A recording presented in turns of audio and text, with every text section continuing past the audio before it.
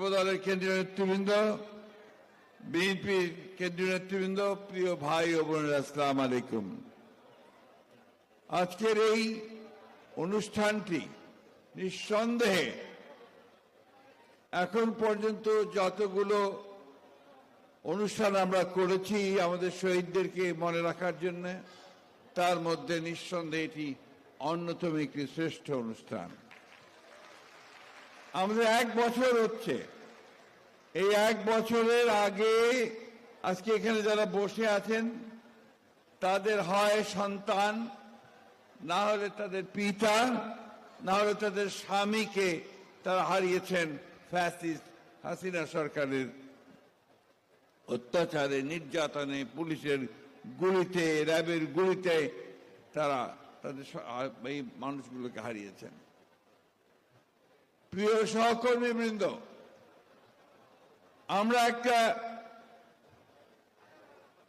দুঃসময় পার হয়ে এসেছি। দীর্ঘ সময় আমরা পার হয়ে একটা যুগ সন্ধিক্ষণে এসেছি। এখন একটা আমরা ট্রানজিশনাল পিরিয়ডে আছি, যখন আমরা গণতন্ত্রের দিকে এগিয়ে যাওয়ার একটা স্বপ্ন দেখছি, সুযোগ পেয়েছি। আমাদের সামনে এটাই সবচেয়ে বড় চ্যালেঞ্জ যে একটা ধ্বংসপ্রাপ্ত অর্থনীতি, একটা ধ্বংসপ্রাপ্ত রাজনৈতিক কাঠামো, সেটাকে আবার ভিত্তি তৈরি করে, তাকে তৈরি করে আমাদেরকে আবার সামনের দিকে এগিয়ে যেতে হবে। কিছুক্ষণ আগে সম্ভবত সাইদ আব্দুল্লাহ এই কথাটা বলেছেন যে বিএনপির, এটাকে কাকতাড়িয়ে বলবো না ভবিতব্য বলবো জানি না, যে যখনই দেশ ধ্বংসপ্রাপ্ত হয়, যখনই অর্থনীতি ধ্বংস হয়ে যায়, তখনই বিএনপি সেই দায়িত্বে এসে পড়ে এটাকে আবার পুনর্গঠন করার জন্য। প্রতিটি সময় তাই ঘটেছে।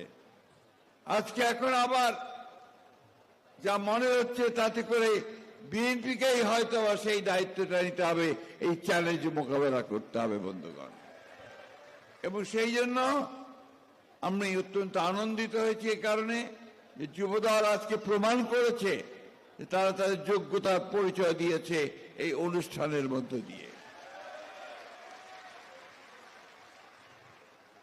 আমাদের সামনে অনেক চ্যালেঞ্জ। আমাদের রাজনৈতিক কাঠামোকে ভেঙে দেওয়া হয়েছে, অর্থনৈতিক ভিত্তিকে ধ্বংস করে দেওয়া হয়েছে। এই চ্যালেঞ্জগুলো মোকাবেলা করার জন্য আজকে আমরা যে নেতার নেতৃত্বে আমরা রাজনীতি করছি, তিনি গতকাল ছাত্র দলের সভায় সেখানে যে বক্তব্য দিয়েছেন, সেই বক্তব্যে কিন্তু আমরা তার দিক নির্দেশনা খুঁজে পেয়েছি। এখন এই মুহূর্তে এটাই দরকার। আমরা যাদেরকে হারিয়েছি তাদেরকে আমরা ফিরে পাবো না।